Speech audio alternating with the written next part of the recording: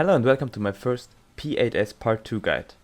First off, tank auto attacks in this fight are AoE, so tanks stack together at all times, except for tank busters. Tank busters are called Tyrant's Unholy Darkness, those have to be taken spread apart. Aeoniopyre is a bleed AoE that will be casted multiple times throughout the fight. Make sure to mitigate it and heal it up. The first mechanic of the fight is natural alignment. 2 random supports or 2 random DPS will get targeted by it and create a purple circle under them. Over the top of those people's heads there will be mechanics displayed that will go off when the bar charges full. The first alignment will always be spread or stack. The second alignment will always be fire or ice. In this case, for example, we can see that spread is charging first, then the boss will cast Ashing Blaze, cleaving one half of the arena, indicated by the fire over his left or right hand, and then the other mechanic will go off, which will be either a stack or a spread, depending on what was not cast first. After this, the second alignment will go off, which is always ice or fire. Ice is light party stacks, or 3-man stacks, baited on the closest person, and fire is pairs of 2 stacks baited on the furthest person. During ice and fire, only one lane will be safe at all times, indicated by the ads on the side. It will always be one lane first, and then the other one of the two. We split into light parties and always have the people who belong to the class of the purple mark players bait. In this case, DPS have the purple mark, so me and the other tank just stand on the side and let the DPS bait the ice. We bait on the corner of this ice square and let other people make sure to go out extra steps to not bait by accident. Ads will snipe the rest of the room, then we move to the other tile, either back or front, for fire. To bait this accurately, we stand like this, so there's always a furthest player out in one square and the other person who stacks with you is in the other square. After this, another bleed AoE and tank autos. Now we go into the big first downtime mechanic, High Concept 1. This is way easier than it looks, so let's break it down. 6 people will get alpha, beta or gamma markers. 2 of each. One will be a long debuff, one will be a short debuff. 2 players will have 2-man or 3-man stacks. Short goes to their marker first. Alpha to alpha, beta to beta, gamma to D. And we will have 3-man stacks near 3 and 2-man stacks near 2. The long alpha soaks with the 2 because they are closer to alpha, so it makes sense. The other 2 go to the 3-man stacks. Now everything will go off and people will get buffs over their head. And 2 puddles will spawn.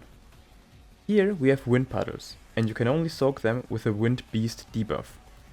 To create that debuff you have to stack 2 small wings on top of each other. These towers can be water as well or thunder, it doesn't matter. We would have possibilities for every single combination.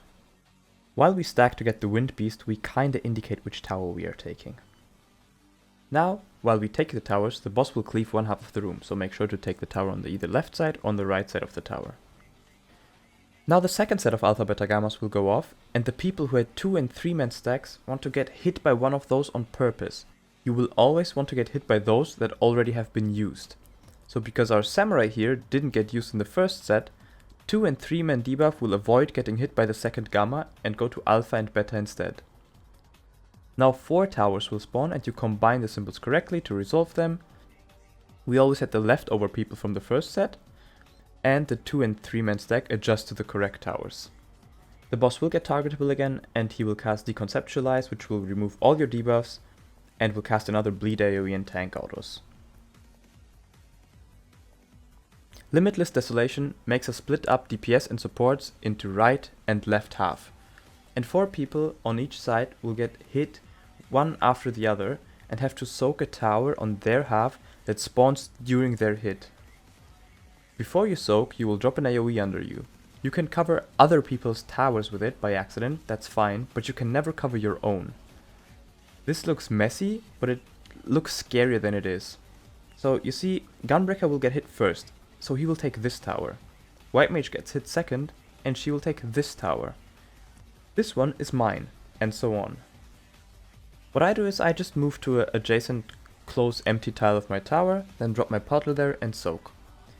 There's a lot happening, but just focus on yourself and your own task and you'll be fine. Now another bleed AoE, tank autos and tank buster, and then the second natural alignment.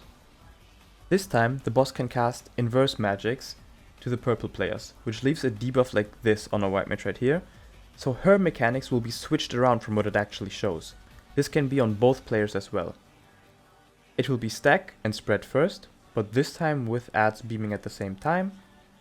This is our spread positions.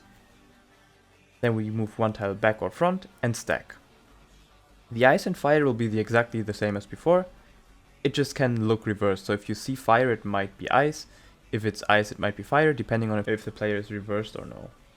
So just make sure to keep an eye on who is switched and let your brain process it accordingly.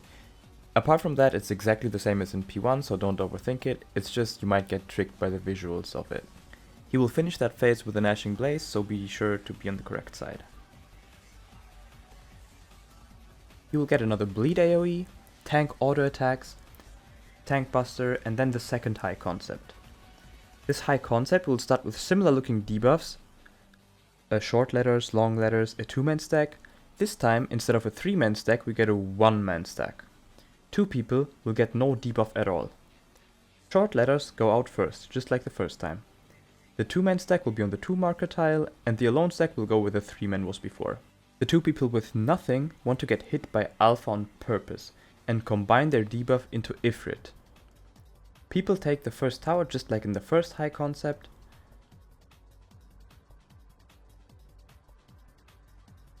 And then the long letters will go off, the second set of Alpha Beta Gammas. At this point, you will have 4 people who already have beast symbols over their head. Those 4 people will bait the ads on the side, where the other 4 combine to soak the last tower combination you take in the end. You bait the ad by standing close to it and then moving clockwise 1 step forward to make it safe. Now the winged beasts and Ifrit combine to create phoenix feathers that will make you survive the soft enrage if you are full HP. If you fail to create those phoenix feathers, this ego death will just wipe you and you have to start over again. If you succeeded, however, you will get a cutscene and transition into the last phase.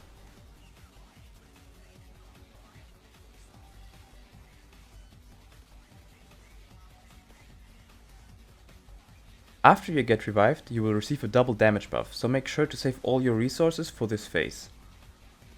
This last mechanic will be looping towers with a bunch of AoE bleeds in between. So, be stacked for the first bleed, so you get healed, and then spread for Dominion.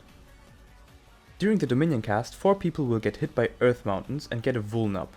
The other 4 players have to soak the first towers. We have supports take the rightmost and the DPS the leftmost towers. After you take a tower, you get a Vuln up as well, so by this time the Vuln up of the other people will run out and they take the second set of towers. This mechanic will loop until the boss enrages, but the bleed hits get stronger every single time, so plan your mitigation properly. It will be bleed Dominion, bleed, and then ego death, which is enrage. The most important thing is that you plan your mitigation and don't die, because getting rest will make you lose your 100% damage up buff, which will make this enrage a lot more harder than it has to be, let's say it like that. Thank you so much for watching. I hope this was helpful to some of you, and if you want to support my channel, make sure to be subscribed to not miss any future content. Thank you for watching and have fun raiding.